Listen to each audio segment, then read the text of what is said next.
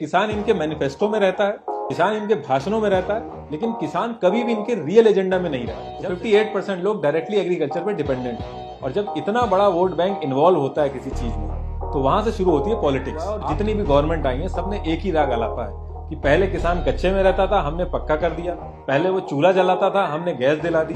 जबकि असल बात यह है कि पक्के मकान में वही रह रहा है जिनके बच्चे खेती छोड़ के बाहर जॉब करने गए हैं। ये पूरी दुनिया में इकलौती ऐसी जगह है जहाँ पे ओनर सस्ते में बेच रहा है और कंज्यूमर महंगे में खरीद रहा है, और जिसका ना लैंड है ना अनाज है, जो मिडिल मैन है वो सबसे ज्यादा मुनाफा कमा रहा है। एक किसान हो और आपने पूरे साल भर मेहनत करके एक फसल उगाई है, अब उस फसल को आपको बेचना है, तो जो हमारा करंट सिस्टम है उसमें हम 3 तरीके से अपनी फसल को बेच सकते हैं।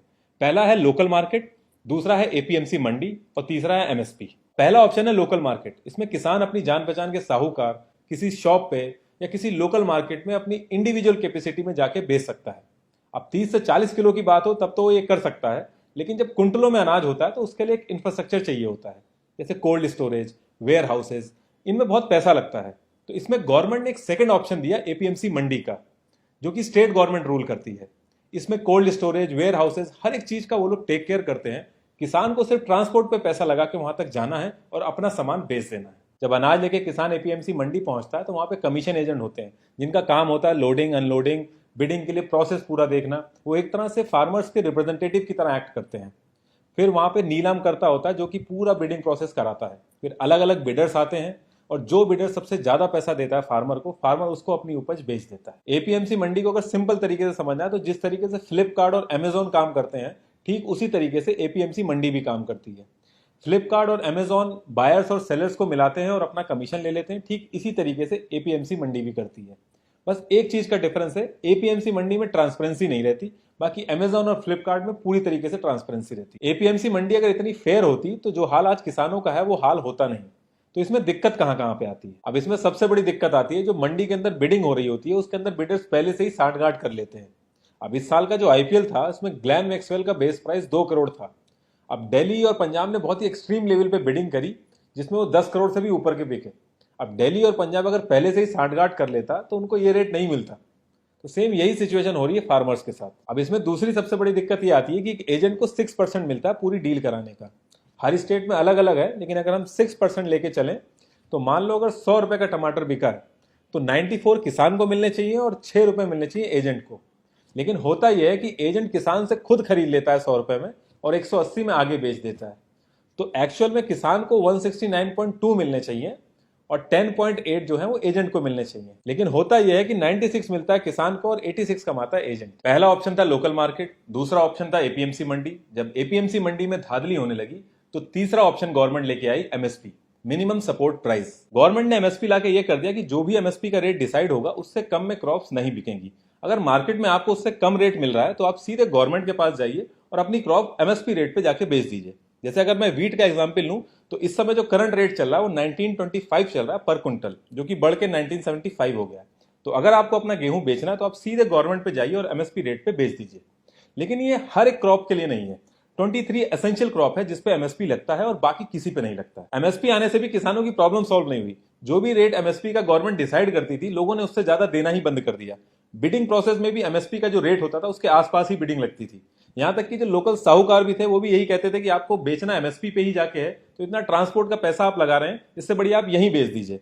तो कुल मिला के जो मिनिमम सपोर्ट प्राइस था ये मैक्सिमम सपोर्ट प्राइस बन गया। अब इसमें एक दिक्कत और आती है कि एमएसपी पूरे इंडिया में सेम रहता है, लेकिन फार्मिंग की जो कॉस्ट होती है वो हर एक स्टेट में अलग अलग आती है। इतनी सारी दिक्कतों के बाद भी जब किसान एमएसपी पे बेचने निकलता है तो वहां भी काला बाजारी आ गई है। एमएसपी का जितना भी प्रोसेस है, मैनेजमेंट और स्टोरेज, वो सारा एफसीआई देखती है। तो जब किसान अपनी फसल लेके वहां पहुंचता है तो उसको कोई ना कोई बहाना बना के उससे चक्कर लगवाए जाते हैं। अब किसान की जो फसल है वो हर दिन उसका रेट कम होता है, फसल खराब होने का भी डर रहता है और जो उसने बैंक से लोन लिया है उसका इंटरेस्ट हर दिन बढ़ता है। तो किसान ज्यादा दिन वेट नहीं कर सकता, वो मार्केट में जो भी रेट मिलता है उसमें जाके वो बेच देता है। फिर वही अधिकारी उसी मार्केट में जाके कम रेट में खरीदता है और जो गवर्नमेंट का रजिस्टर्ड होता है उसमें एमएसपी का रेट चढ़ा देता है। एमएसपी बर्डन बन चुका है गवर्नमेंट के ऊपर, ये गवर्नमेंट खुद कई बार बोल चुकी है। गवर्नमेंट एमएसपी के रेट पे खरीदती है और कम दामों में राशन कार्ड पे उसको देना पड़ता है। अगर मैं करंट सिचुएशन की बात करूं तो 19 रुपए 25 पैसे पर केजी के हिसाब से उसको गेहूं खरीदना पड़ता है और 2 रुपए पर केजी के हिसाब से राशन पे देना पड़ता है। और जो इंफ्रास्ट्रक्चर की वजह से जो नुकसान होता है हर साल वो अलग से। 90,000 करोड़ का नुकसान हुआ है अनाज खराब होने की वजह से, क्योंकि प्रॉपर इंफ्रास्ट्रक्चर ही नहीं है हमारे पास। अब ये तो हो गई करंट सिचुएशन फार्मर की। अब ये जो नए बिल आए हैं इनसे क्या क्या चेंजेस आएंगे। जून 2020 में गवर्नमेंट इस बिल को ऑर्डिनेंस की तरह लेके आई। जब एक्सट्रीम सिचुएशन हो और पार्लियामेंट सेशन ना रन कर रहा हो तो प्रेसिडेंट ऑफ इंडिया के पास पावर होती है कि वो इस तरीके के ऑर्डिनेंस ला सकते हैं। तो पहला है the farming produce trade and commerce. इसमें आप एपीएमसी मंडी के बाहर भी बेच सकते हैं। जो छोटा किसान है, जो स्मॉल स्केल फार्मिंग करता है, वो अभी भी मंडी के बाहर ही बेचता है।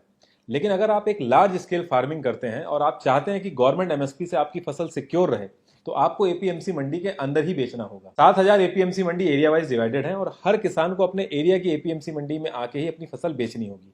अब मान लो एक किसान डिस्ट्रिक्ट के बॉर्डर पे रह रहा है, दूसरे डिस्ट्रिक्ट की एपीएमसी मंडी उसके पास में है, लेकिन उसके बाद भी उसको अपने एरिया की ही एपीएमसी मंडी में आना होगा और फसल बेचनी होगी। तो इस बिल के आने से अब किसान एपीएमसी मंडी के बाहर भी बेच सकता है किसी भी प्राइवेट कंपनी को, और जो भी सेल और परचेज होगा उस पे स्टेट गवर्नमेंट कोई भी टैक्स नहीं ले पाएगी। जब किसान इतनी दूर से ट्रांसपोर्ट में पैसा लगा के एपीएमसी मंडी पहुंचता है और एपीएमसी मंडी वालों को भी पता है वो यहाँ के अलावा कहीं बेच नहीं सकता, तो ऐसे केस में मोनोपोली हो जाती है और किसान की जो नेगोशिएशन पावर है वो खत्म हो जाती है। आप कभी भी वीक साइड पे बैठ के नेगोशिएशन नहीं कर सकते। ओवरऑल अगर आप देखेंगे तो इस बिल से लार्ज स्केल फार्मर को ही फर्क पड़ेगा। जो स्मॉल स्केल फार्मर है वो ऑलरेडी मंडी के बाहर बेच रहे हैं और उनका अनाज इतना नहीं होता कि वो ट्रांसपोर्ट में पैसा लगा के दूसरे स्टेट में जाके बेचें। अब अगर ये बिल इतना अच्छा है तो फार्मर्स प्रोटेस्ट क्यों कर रहे हैं? तो सारी बात आ जाती है गवर्नमेंट की इंटेंशन पे। फार्मर्स को ये लग रहा है कि प्राइवेट प्लेयर्स को इन्वॉल्व करके गवर्नमेंट जो एमएसपी का बर्डन है उससे पीछा छुड़वा रही है। दूसरी दिक्कत इसमें यह भी हो सकती है कि जब प्राइवेट प्लेयर्स इसमें इन्वॉल्व होंगे तो एपीएमसी मंडी को नुकसान होगा और कोई भी मंडी नुकसान में नहीं रन करेगी। तो ये भी माना जा रहा है कि जब 3-4 साल ये प्राइवेट कंपनीज बहुत अच्छा रेट देंगी, जब एपीएमसी मंडी डेड हो जाएंगी तो प्राइवेट कंपनीज अपनी मनमानी करेंगी। जब बीएसएनएल के पैरेलल में एयरटेल और आइडिया आए थे तो लोगों को लग रहा था कि उनको एक बेटर ऑल्टरनेटिव मिल गया है, और जब बीएसएनएल डेड हो गया तो एयरटेल और आइडिया ने मन चाहे रेट लिए। फिर यही सेम चीज जियो ने एयरटेल और आइडिया के साथ करी। शुरू में इंटरनेट फ्री दिया और बाद में फिर उसका चार्ज लिया, और आज की डेट में एयरटेल और आइडिया दोनों ही लॉस में है। गवर्नमेंट स्कूल के पैरेलल में भी जब प्राइवेट स्कूल आए थे तो सेम चीज हुई थी, लेकिन आज जब गवर्नमेंट स्कूल में कोई जाना नहीं चाह रहा तो प्राइवेट स्कूल अपनी मनमानी कर रहे हैं। अब दूसरा बिल है the farmers empowerment and protection agreement. जैसे कि इसके नाम में ही क्लियरली मेंशन है एम्पावरमेंट एंड प्रोटेक्शन एग्रीमेंट, तो इससे क्लियरली पता चल रहा है कि फार्मर और एक प्राइवेट कंपनी के बीच में एक लीगल एग्रीमेंट होगा। फार्मिंग के अंदर जब प्रोडक्शन ज्यादा होता है तो प्राइस कम होता है और जब प्रोडक्शन कम होता है तो प्राइस ज्यादा होता है। अब किसान कोई एनालिस्ट नहीं है जो ये सारी चीजें प्रेडिक्ट कर सके, तो इसलिए उसको कभी कभी नुकसान भी होता है। तो इस बिल के आने के बाद अगर फार्मर इन सब चीजों से बचना चाहता है तो एक लीगल कॉन्ट्रैक्ट साइन कर सकता है किसी भी प्राइवेट कंपनी से, जिसमें पहले से ही रेट डिसाइडेड होगा। इसमें प्राइवेट कंपनीज किसान को बताएंगी कि उनको कैसी फसल चाहिए, और लैंड प्रिपरेशन हो गया, पेस्टिसाइड, फर्टिलाइजर्स, वेयर हाउसेस, इन सारी चीजों में मदद करेंगी। अब इसमें दिक्कत ये आ सकती है कि फसल पूरी होने से पहले ही कोई कंपनी लॉस में आके अगर बंद हो गई या दिवालिया हो गई तो उस केस में किसान का क्या होगा, या जैसी फसल एक कंपनी चाहती है वैसा प्रोडक्शन ना हो तो उस केस में क्या होगा। देखिए एक लीगल कॉन्ट्रैक्ट है और लीगल कॉन्ट्रैक्ट में हमेशा डिस्प्यूट होते हैं, और कोर्ट के अंदर एक किसान का इतने बड़े बिजनेस जाइंट के सामने खड़ा होना बहुत ही मुश्किल है।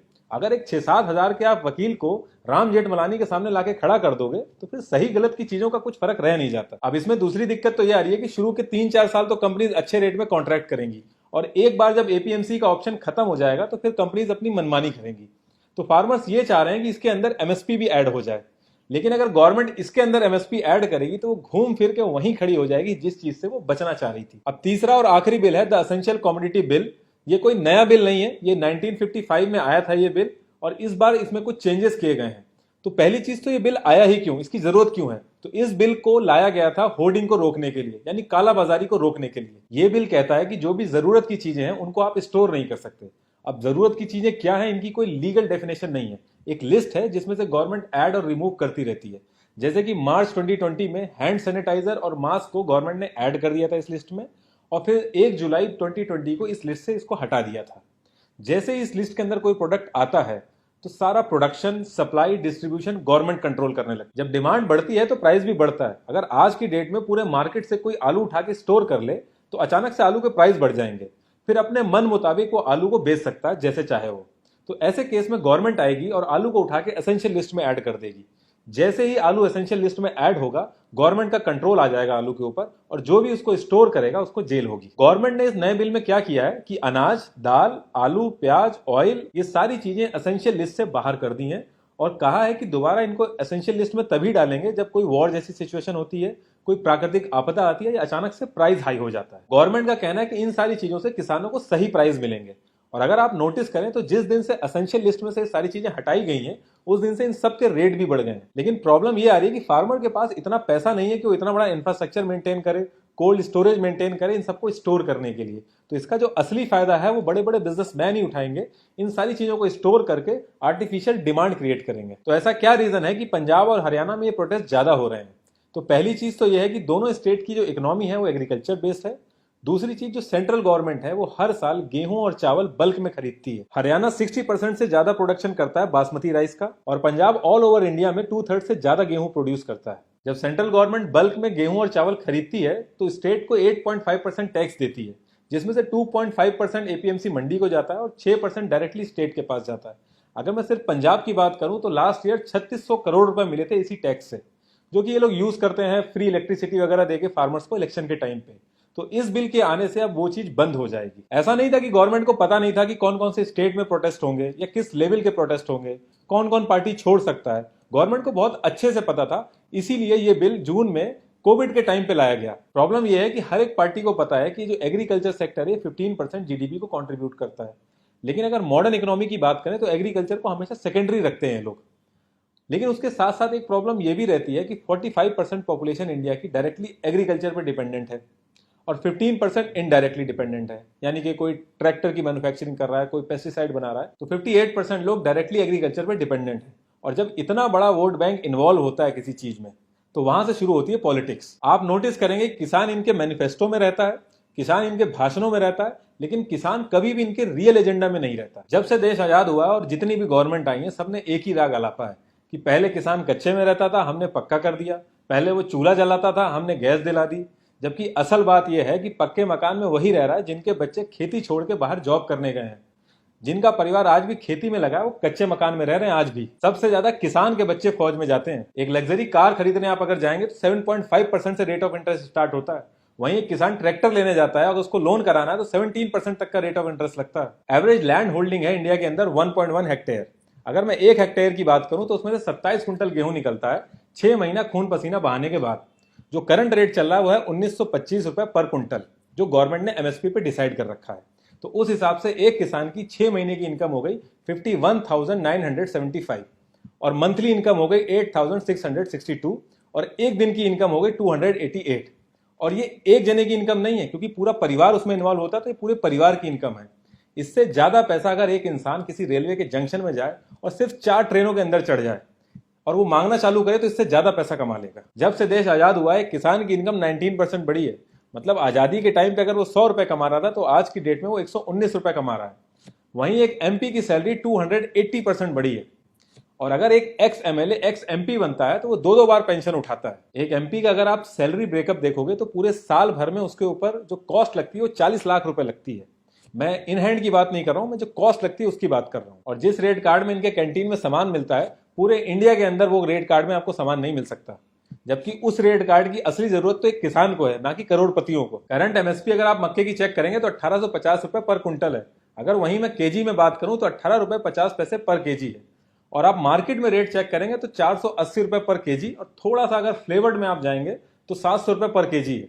तो ये जो डिफरेंस है इससे आप आइडिया लगा सकते हैं कि बीच में कितना बड़ा मुनाफा छुपाया जा रहा है। ये पूरी दुनिया में इकलौती ऐसी जगह है जहां पे ओनर सस्ते में बेच रहा है और कंज्यूमर महंगे में खरीद रहा है, और जिसका ना लैंड है ना अनाज है, जो मिडिल मैन है वो सबसे ज्यादा मुनाफा कमा रहा है। और रही बात पार्लियामेंट में ये बिल सही तरीके से पास हुआ, वॉइस वोटिंग सही थी या गलत थी, तो इन सब चीजों में पढ़ के कोई फायदा नहीं है, क्योंकि ये सारी पार्टियां मिलकर बस एक्टिंग कर रही हैं मदद करने की, कोई एक्चुअल में मदद करना नहीं चाहता। 2019 में अगर आप ऑपोजिशन का मैनिफेस्टो देखेंगे तो पैराग्राफ 7 और सब क्लॉज 11 में वो लोग यही बिल लाने की बात कर रहे हैं। इनफैक्ट 2012 में ऑपोजिशन ने खुद स्मॉल स्केल पे कॉन्ट्रैक्ट फार्मिंग कराई थी और आज की डेट में वो कह रहे हैं कि डेमोक्रेसी की हत्या हो गई है। 2001 में नवंबर के मंथ में अमृतसर के अंदर जो हमारी रूलिंग गवर्नमेंट है वो एसेंशियल कमोडिटी एक्ट खुद ही अपोज कर रही थी। और ऐसा नहीं कि कोई और लीडरशिप कर रही थी, जो करंट लीडरशिप है वही इस चीज का अपोज कर रही थी। और आज की डेट में गेम चेंजर हो गई है। किसानों की कंडीशन सही करने के लिए कोई बहुत बड़ा रॉकेट साइंस नहीं चाहिए, एक छोटा सा फ्रेमवर्क चाहिए जिसमें किसान जो कि लैंड का ओनर है, जिसकी फसल है, उसको सबसे ज्यादा प्रॉफिट हो।